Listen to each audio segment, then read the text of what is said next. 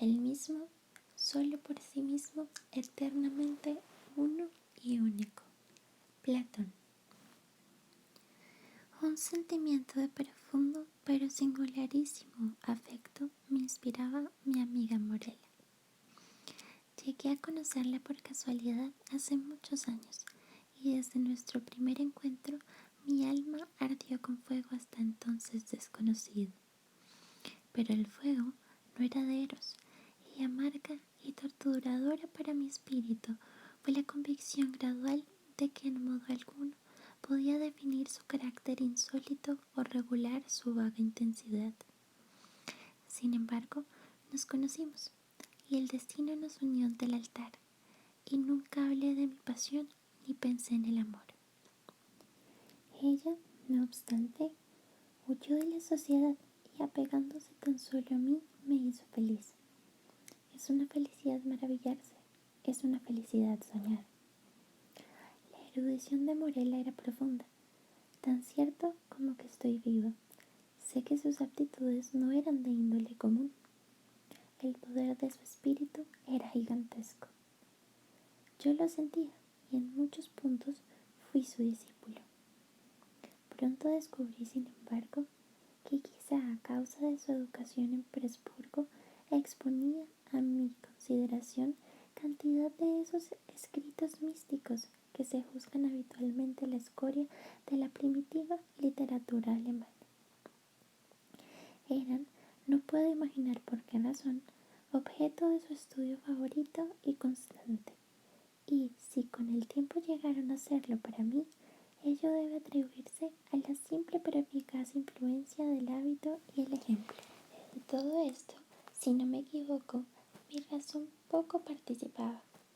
Mis opiniones, a menos que me desconozca a mí mismo, en modo alguno estaban influidas por el ideal, ni era perceptible ningún matiz del misticismo de mis lecturas, a menos que me equivoque mucho, ni en mis actos ni en mis pensamientos. Convencida de ello, me abandoné sin reservas a la dirección de mi esposa y penetré con ánimo resuelto en el laberinto de sus estudios. Y entonces, cuando escudriñando páginas prohibidas sentía que un espíritu aborrecible se encendía dentro de mí, Morela posaba su fría mano sobre la mía y sacaba de las cenizas de una filosofía muerta algunas palabras hondas, singulares, cuyo extraño sentido se grababa en mi memoria. Y entonces, hora tras hora, me demoraba a su lado, sumido en la música de su voz, hasta que al fin su melodía se inficionaba de terror y una sombra caía sobre mi alma, y yo palidecía y temblaba interiormente ante aquellas entonaciones sobrenaturales. Y así la alegría se desvanecía súbitamente en el horror, y lo más hondo se convertía en lo más horrible, como el Hinnom se convirtió en la Gehenna.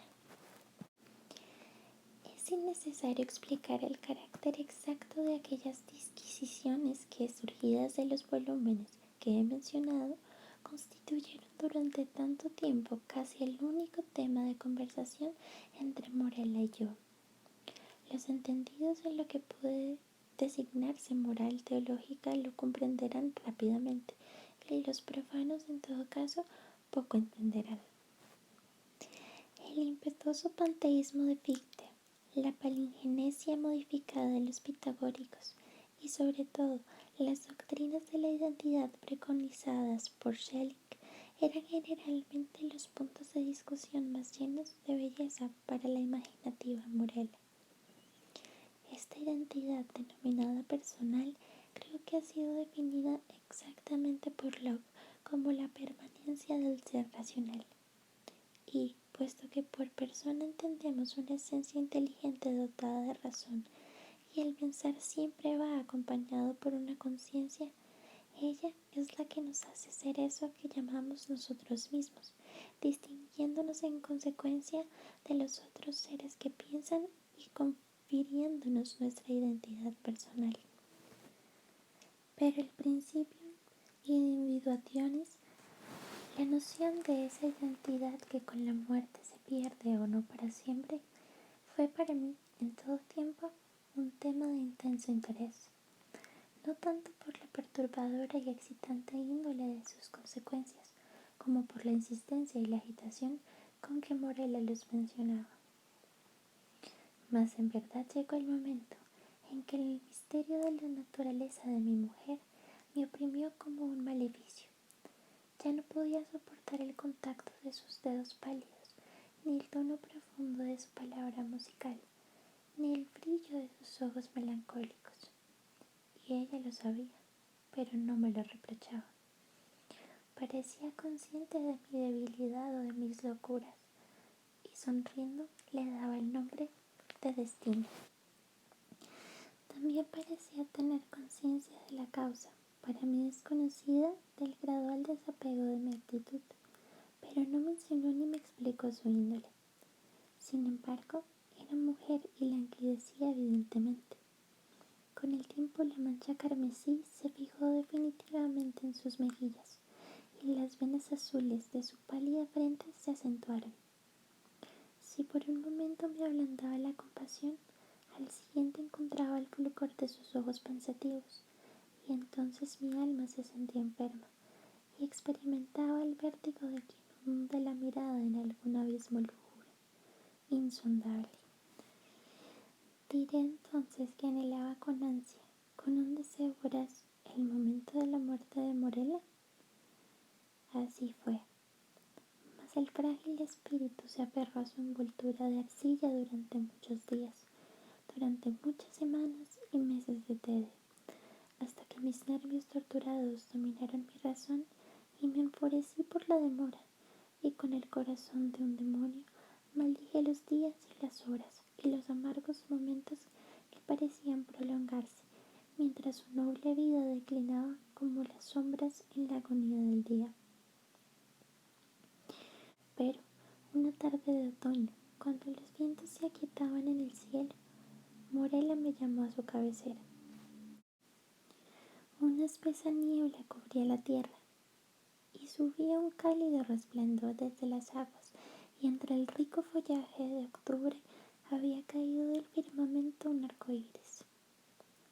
Este es el día entre los días, dijo cuando me acerqué. El día entre los días para vivir o para morir. Es un hermoso día para los hijos de la tierra y de la vida.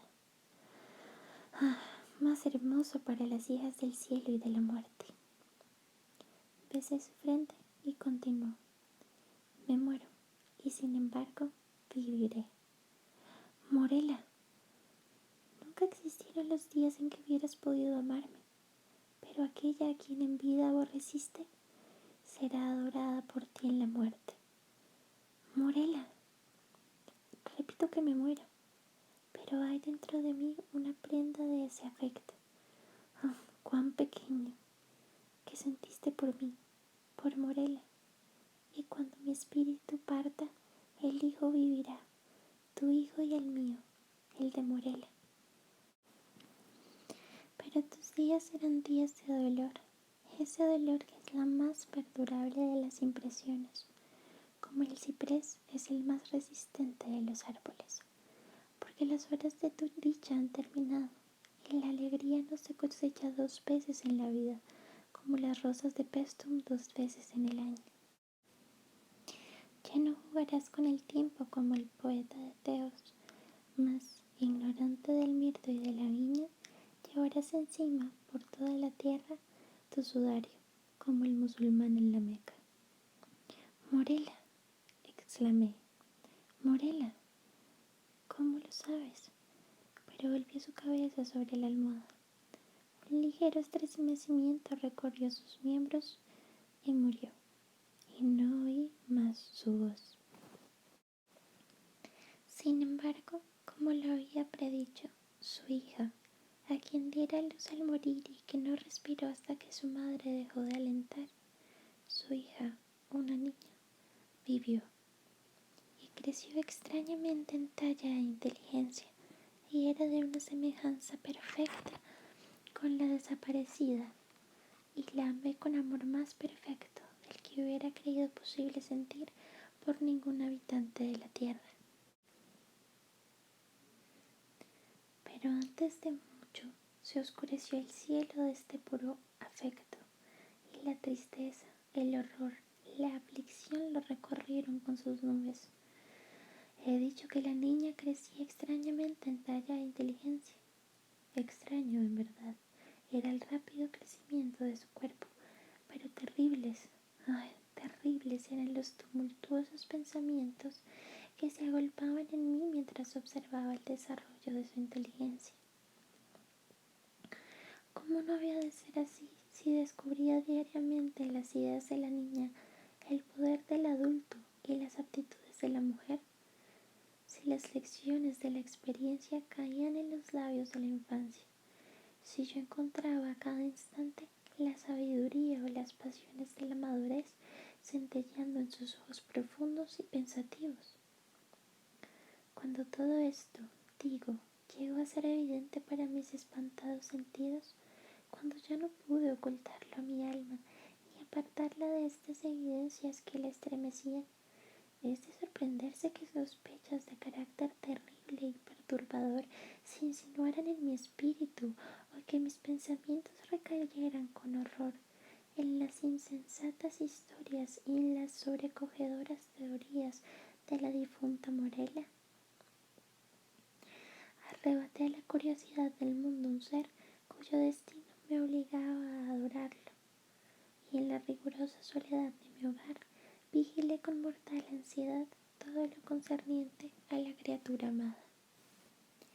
Y a medida que pasaban los años y yo contemplaba día tras día su rostro puro, suave, elocuente, y vigilaba la maduración de sus formas, día tras día iba descubriendo nuevos puntos de semejanza entre la niña y su madre, la melancólica, la muerta, y por instantes se espesaban esas sombras de parecido y su aspecto era más pleno, más definido, más perturbador y más espantosamente terrible.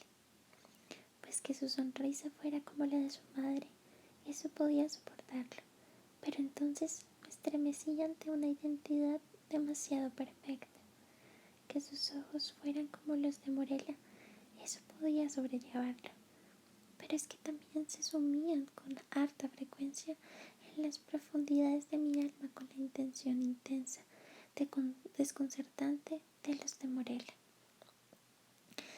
y en el contorno de la frente elevada, y en los rizos del sedoso cabello, y en los pálidos dedos que se hundían en él, en el tono triste, musical de su voz, y sobre todo,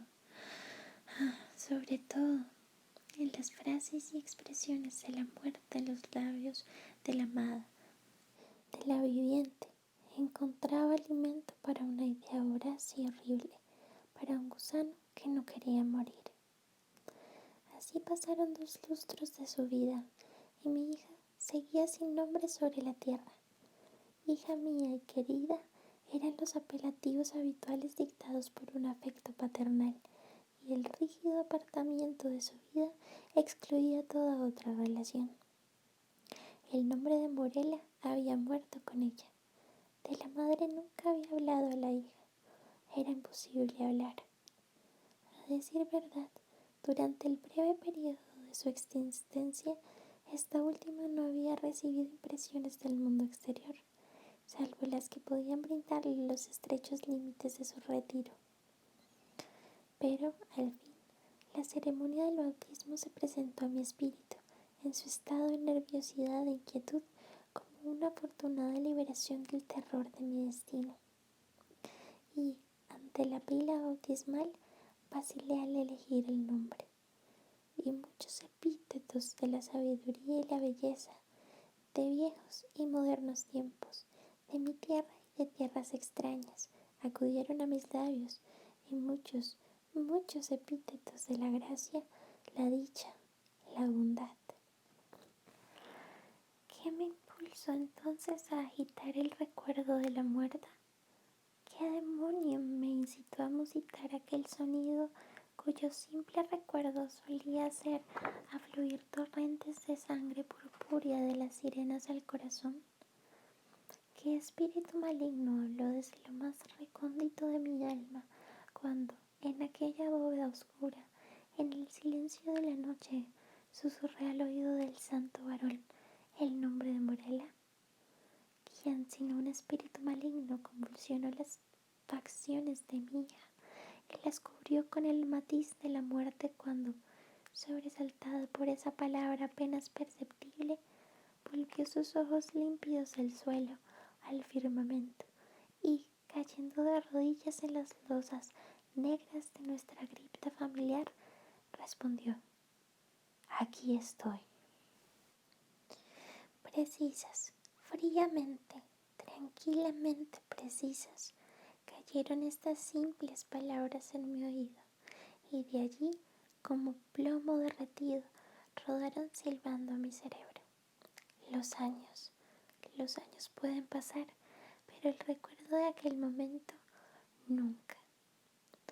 No ignoraba yo las flores y la viña, pero el acónito y el ciprés me cubrieron con su sombra noche y día, y perdí toda noción de tiempo y espacio, y las estrellas de mi sino se apagaron en el cielo, y desde entonces la tierra se entenebreció, y sus figuras pasaron a mi lado como sombras fugitivas, y entre ellas solo veía una, Morela. Los vientos musitaban una sola palabra en mis oídos, y las ondas del mar murmuraban incesantes: Morela.